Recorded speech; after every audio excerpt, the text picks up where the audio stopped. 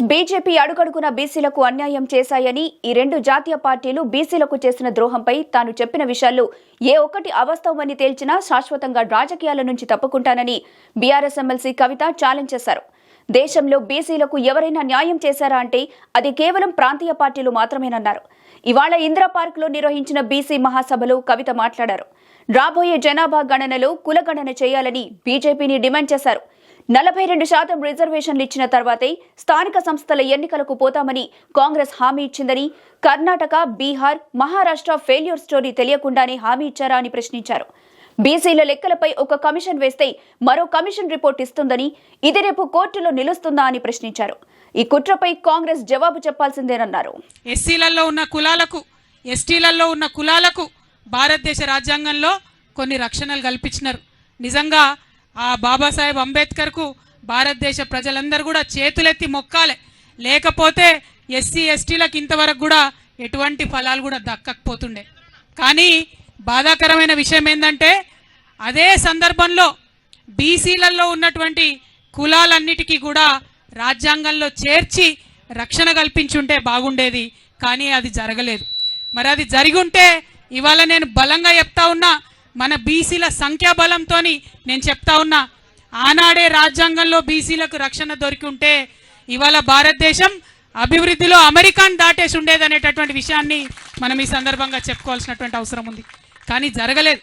జరగకపోగా తర్వాత ఉన్నటువంటి ప్రభుత్వాలు ఎంతోమంది ఉద్యమాలు చేస్తే 1953లో నెహ్రూ గారు ఆనాడు ప్రధానమంత్రి ఉన్నప్పుడు మొట్టమొదటిసారి బీసీల మీద అధ్యయనం చేయడానికి కాకా కాలేల్కర్ కమిషన్ అని చెప్పి వేయడం జరిగింది.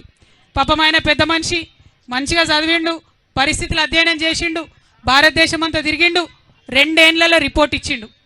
అయితే నెహ్రూ గారు ఏం చేసిరంటే ఆనాడు, నువ్వు రిపోర్ట్ ఇచ్చినావు కరెక్టే, 2399 కులాలు ఉన్నాయి బీసీలల్లా అని చెప్తున్నావు కరెక్టే, అందులో 837 కులాలు ఎంబీసీ కులాలు మోస్ట్ బ్యాక్వర్డ్ ఉన్నాయని చెప్తున్నావు కరెక్టే, కానీ దీనికి ప్రాతిపదిక ఏంటిది అని ఒక ప్రైమ్ మినిస్టర్ స్థాయిలో ఆ రోజు ఆయన చెప్పి, ప్రైమ్ మినిస్టర్ నెహ్రూ గారు ఆ యొక్క రిపోర్ట్ని ఆనాడు రిజెక్ట్ చేసిండ్రు. ఇది చరిత్ర కాదనలేనటువంటి వాస్తవం అని ఈ సందర్భంగా మనందరం కూడా గుర్తు చేసుకోవాలి. మరి ఇక్కడ ఒక ప్రశ్న నేను కాంగ్రెస్ వాళ్ళని అడుగుతా ఉన్నా. నెహ్రూ గారే కమిషన్ వేసిరి, 2 ఏళ్ళు ఆ కమిషన్ నెహ్రూ కేర్ కిందనే పనిచేసే, మరి ఏ ప్రాతిపదికన పనిచేసిందో ప్రధానమంత్రి గారికి తెలియలేదంటే, ఆ 2 ఏళ్ళు రివ్యూ చేయలేదంటే మరి ఇది కాంగ్రెస్ పార్టీ బీసీలకు చేసిన ద్రోహం కాదా అని చెప్పి నేను ఇవాళ ప్రశ్నిస్తున్నా. ఇవాళ ఇక్కడ మనం ఆలోచన చేసుకోవాలి. 1955లో ఆ రిపోర్ట్ రిజెక్ట్ చేస్తే మళ్ళా 24 ఏళ్ళు ఎవ్వరు కూడా బీసీల గురించి మాట్లాడలే. ఎక్కడా కూడా బీసీలకు ప్రభుత్వం కేంద్ర స్థాయిలో ఏమీ కూడా చేయలే. అప్పుడేం జరిగింది, కాంగ్రెస్ ఏతర ప్రభుత్వం వచ్చింది. జనతా పార్టీ మొరార్జీ దేశాయ్ గారు ప్రైమ్ మినిస్టర్ అయిన తర్వాత 1979లో బీపీ మండల్ కమిషన్ వేసిరు. కాంగ్రెస్ వాళ్ళు వేయలే మండల్ కమిషన్, వేసింది మొరార్జీ దేశాయ్ జనతా పార్టీలో.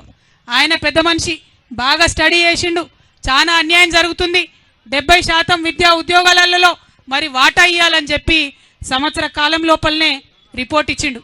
కానీ అంతలోపు ఏమైంది, జనతా